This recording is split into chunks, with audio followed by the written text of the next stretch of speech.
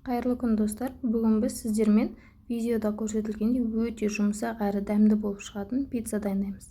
Қажетті өнімдерді описаниеда қалдыратын боламын. Алдымен табамызға жылы сүтімізді, 1 чайный ложка тұз, 3 ас қасық майонез, 2 жұмыртқа, 50 грамм сұйық май және 1 чайный ложка ашытқымызды қосып жақсылап қамыр илейміз. Қамырымыз жұмсақ болып шығу үшін видеода көрсетілгендей аз-аздан ұнымызды салып тесто илейтін боламыз. Тестамыз дайын болғаннан кейін көтерілгенше жылы жерде ұстайтын боламыз. Соусын мен көз мөлшерімен қостым. Ал сіздерге түсінікті болу үшін 100 грамм майонез және 100 грамм кетчуп қосасыздар. Содан кейін 4 бас чеснокты үккіштен өткізіп қосамыз және чили тұздығын жарты чайный ложка қосатын боламыз. Жақсылап араластырамыз. Осымен біздің соусымыз дайын. Начинкасына мен нарленнің колбасасын және сосиска сыр қостым. Сырдың кез келген пиццаға арналғанын пайдалана бересіздер. Көтеріліп дайын болған тестамызды алып, бөліктерге бөліп, осылай видеода көрсетілгендей жұқа етіп жайып, жан-жағын түйіп, ортасына соусын жағып шығамыз.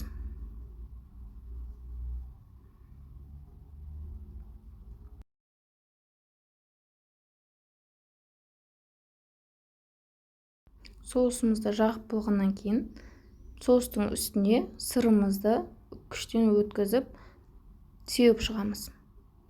Сырдың үстіне колбасаларымызды орналастырып, дайын болған пиццамызды 180 градус қызып тұрған пеште 10-15 минут ұстап, содан кейін қайта шығарып, бетіне сырын сеуіп, сыры ерігенше ұстайтын боламыз. Пиццамыз пісіп дайын болғаннан кейін қалған тестамызды видеода көрсетілгендей дөңгелектеп, осылай жайып, үстінен вилкамен тесіп, соусымызды жағып шығамыз.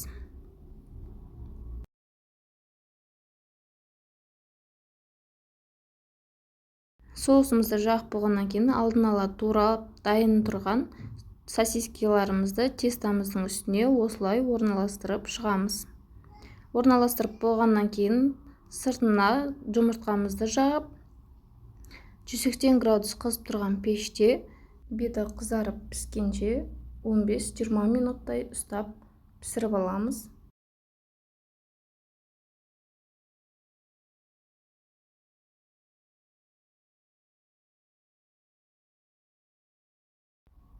Осылай беті қызара бастаған кезде пештен мини пиццаларымызды шығарып, бетіне үккіштен өткізіліп дайын тұрған сырларымызды орналастырып, қайта пешке салатын боламыз.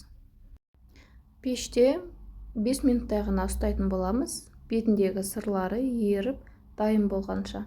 Содан кейін мини пиццаларымызды пештен шығарып аламыз.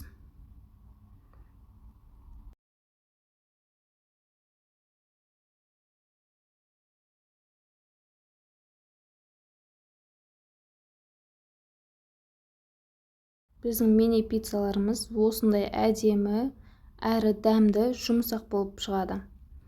Менің рецептіммен дайындап көріңіздер. Егер рецепт пайдалы болса, маған лайк басып, арнама жазылып кетіңіз. Назарларыңызға рахмет, сау болыңыздар.